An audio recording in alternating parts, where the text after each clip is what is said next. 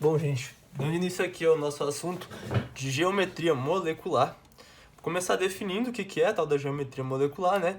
Que nada mais, nada menos é do que a forma como estão distribuídos os átomos dentro de uma molécula. Bom, como a gente está falando de molécula aqui, a gente já consegue inferir que nós estamos falando de compostos covalentes, certo? Porque compostos iônicos e metálicos não formam moléculas. Beleza, gente? Bom, e quais são os fatores que influenciam nessa conformação, nessa distribuição dos átomos dentro de uma molécula? Bom, primeiramente, o número de átomos que compõem essa molécula. Daqui eu trago uma dica, tipo, se forem apenas 2 átomos, a gente já sabe diretamente a geometria, que é uma geometria linear. Agora, se forem 3 ou mais átomos, a gente vai ter que determinar. Ou seja, a gente vai ter que investigar a molécula, dar uma olhada nos seus constituintes, nas suas nuvens eletrônicas, e é daqui que entra esse segundo fator, o número de nuvens eletrônicas ao redor do átomo central. Percebam que a partir de 3 átomos, ou seja, 3 ou mais átomos, nós possuímos alguns átomos ao redor de um átomo central, beleza? E aí, como essas nuvens de elétrons ao redor do átomo central estiverem conformadas, basicamente, quais são essas nuvens, vão determinar como essa molécula vai ter, qual vai ser a forma dessa molécula, desculpa. Bom, e o que são essas nuvens eletrônicas? As nuvens eletrônicas basicamente são as ligações simples, duplas ou triplas, e os pares de elétrons livres ao redor do átomo central. Beleza, gente? Então vamos lá, vamos ver como é que a gente determina essa geometria. Bom, daí eu construí aqui um passo a passo sobre como determinar a geometria de uma molécula. Bom, aprendemos na aula de ligação covalente a como construir uma fórmula estrutural para saber como estão distribuídos os átomos dentro de uma molécula covalente, beleza? Bom, o primeiro passo, portanto, é construir essa fórmula estrutural de Lewis, certo? Como é que a gente constrói essa fórmula? Só recapitulando, nós desenhamos cada um dos átomos que compõem em cada uma das moléculas, por exemplo, aqui do CO2, ó. A gente precisa primeiro determinar o átomo central. Geralmente, na verdade, todas as vezes que tiver uma molécula desse tipo aqui, que vocês precisarem determinar a geometria, para descobrir o átomo central é muito simples, é só ver qual átomo que aparece em menor quantidade aqui dentre as moléculas, beleza? Então aqui, ó, no caso, é o carbono. Tem um de carbono, 2 de oxigênio, ele é o átomo central. Um de boro, 3 de flúor, boro é o átomo central. Um de oxigênio, 2 de hidrogênio, oxigênio é o átomo central, beleza? Então, tá aqui. Isso aqui vocês aprenderam na outra aula, não vou me aprofundar aqui em como construir a fórmula de Lewis, mas a partir da fórmula de Lewis, você consegue contar as nuvens eletrônicas. Bom, lembrando, gente, o que são as nuvens eletrônicas? São os pares de elétrons livres ao redor do átomo central e as suas ligações também, beleza? Vamos começar aqui pela água, ó. Eu tenho um par de elétrons livres, 2 pares de elétrons livres, 2 nuvens, uma ligação, 2 ligações. Eu tenho aqui, portanto, 4 nuvens, certo? Aqui no boro, olha só, isso aqui não é nada não, tá, gente? Isso aqui foi só um erro que eu escrevi aqui. O boro, ele é uma exceção da regra do octeto. Ele fica estável com 6 elétrons na camada de valência. E por isso, ele vai ter aqui apenas 3 nuvens, certo?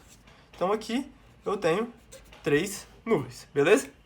E aqui eu tenho 4 ligações, mas lembrando que as ligações, elas, uma ligação simples é uma nuvem, uma ligação dupla é uma nuvem, uma ligação tripla é uma nuvem só. Não é o número de ligações, é a ligação por inteiro. Então aqui, ó, eu tenho uma nuvem, 2 nuvens. Então aqui eu tenho 2N. Beleza, contei o número de nuvens, certo? O terceiro passo agora é, a partir desse número de nuvens, determinar o arranjo eletrônico, ou seja, como é que estão conformados todos os pares eletrônicos ao redor do átomo central. E por que isso é importante? Porque basicamente os elétrons, eles repelem-se entre si. Então, ó, o que acontece aqui? Eu tenho, como os elétrons eles são cargas negativas, quando eu encontro outra nuvem eletrônica, elas vão repelir-se entre si. Ou seja, essa daqui vai repelir essa e vai repelir essa também. Então, elas vão tentar atingir o estágio, a conformação mais estável possível para aquela molécula existir. E dessa forma, o que vai acontecer? Eles vão se tentar ficar o máximo distantes uns dos outros. Basicamente, é isso que acontece. Daí, por exemplo, aqui, ó, nas de duas nuvens apenas. Uma nuvem está para um lado, outra nuvem está para o outro. Eu tenho aqui uma distância de 180 graus entre as nuvens. Véio. E isso aqui me dá um arranjo linear, beleza? Aí eu tenho aqui uma observação que quando há dois ou menos nuvens, certo? Tipo assim, não existe menos nuvens na real. Quando há duas nuvens, desculpa, porque, tipo, para ter uma ligação tem que ter. Enfim, o arranjo vai ser igual à geometria. É dois ou menos mesmo, porque, por exemplo, o H2 só vai ter uma nuvem. Então, desculpa, falei besteira aqui. Mas, enfim, duas ou menos nuvens, o arranjo vai ser igual à geometria. Então, se eu tiver duas ou menos, a geometria já é linear. Beleza? Que nem eu falei antes, se tiver só, por exemplo, dois átomos, é linear, mas não só isso. Beleza? Vamos lá, com calma. Aqui, por exemplo, então, eu tenho duas nuvens. Então, o meu arranjo é linear. Beleza? Bom, eu tenho aqui três nuvens ao redor do BF3. Então, aqui o meu arranjo é trigonal. E aqui eu tenho quatro nuvens ao redor da água. Então, o meu arranjo é tetraédrico. Beleza? Bom, gente, é importante você primeiro determinar o arranjo, para a partir do arranjo você ir para a geometria da molécula de fato. E aqui eu trouxe também duas folhinhas aqui para a gente ver. Ó. Primeiramente, ó, a gente vai precisar agora, para determinar a geometria de fato, observar a posição dos pares de elétrons livres no arranjo e desconsiderar essa posição. Ou seja, a gente vai olhar para a molécula que tem os elétrons livres ali e essa parte do elétron livre ela não vai entrar para para a geometria dele de fato. Você vai ver que todos eles têm três nuvens eletrônicas, tem um arranjo que é trigonal, que forma tipo um triângulo assim aqui, ó. Aqui todos eles eu consigo formar um triângulo, beleza? Aqui eu esqueci de circular essa nuvem eletrônica aqui da ligação, mas enfim, certo? Todos eles eu consigo fazer um triângulo, então a gente consegue perceber que a conformação estrutural dos elétrons, ela forma um triângulo em todos os três casos. Porém, a gente quer descobrir a geometria da molécula. Então, os elétrons a gente não vai conseguir percebê-los ali, beleza? E a gente vai simplesmente desconsiderá-los na hora de falar de uma geometria, beleza? Então aqui, ó, quando a gente tem três nuvens e o arranjo é trigonal, a gente pode ter três geometrias: angular, trigonal plana e linear. Bom, quando é que acontece a angular? A angular é quando a gente tem apenas um par de elétrons livres. E ele vai estar afastando, ele vai estar basicamente deslocando essas duas aqui para baixo. Tipo assim, ó, a conformação do SO2, ela é, não sei se vocês estão conseguindo ver aqui, ela é assim, ó, basicamente assim. Por quê, ó? Por que vocês acham que ela não é reta? Basicamente porque, como eu falei, as nuvens eletrônicas elas se repelem entre si. E dessa forma, como eu tenho dois elétronzinhos aqui, essa nuvem aqui de cima, ela está se afastando dessas outras duas. E aí acaba fazendo uma tensão na molécula, beleza?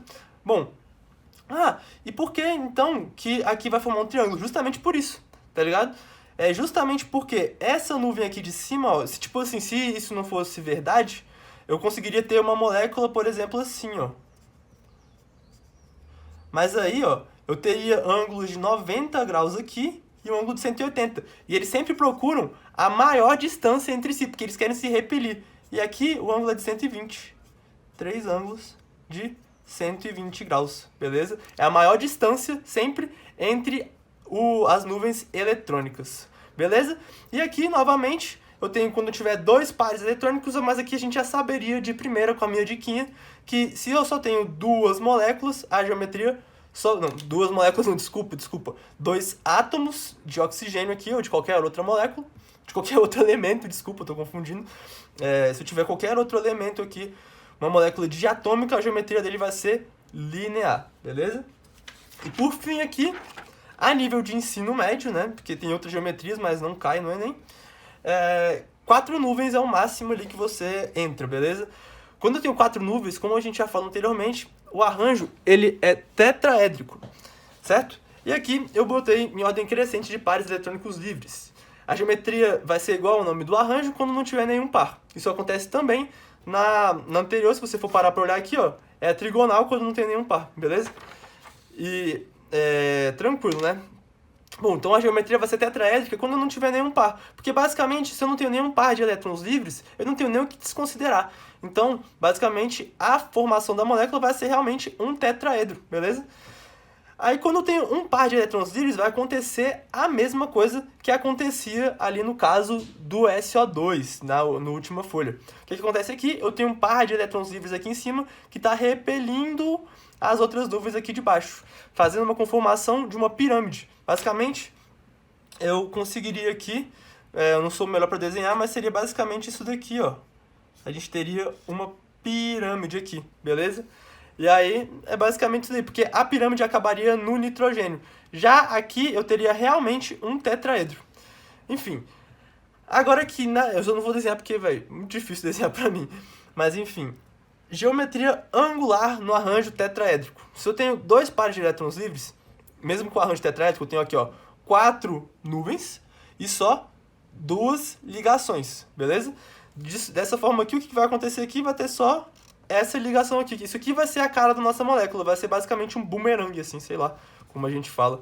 Mas, assim, enfim, como a gente tem que desconsiderar a presença da posição dos pares eletrônicos, o que a gente faz aqui, o que a gente consegue observar após isso, é basicamente uma geometria angular, justamente, novamente, pela repulsão entre os pares eletrônicos e as ligações, beleza? E por fim, a gente tem aqui a geometria linear, dentro do arranjo tetraédrico, novamente uma molécula diatômica com apenas 2 átomos, o H e o Cl, só que a gente viu aqui que o Cl ele tem 3 pares de elétrons livres. E aí, isso aqui dá uma conformação tetraédrica. Quando a gente quer olhar, por exemplo, as nuvens de uma molécula diatômica, isso nunca chegou a cair, mas só fazendo uma observação.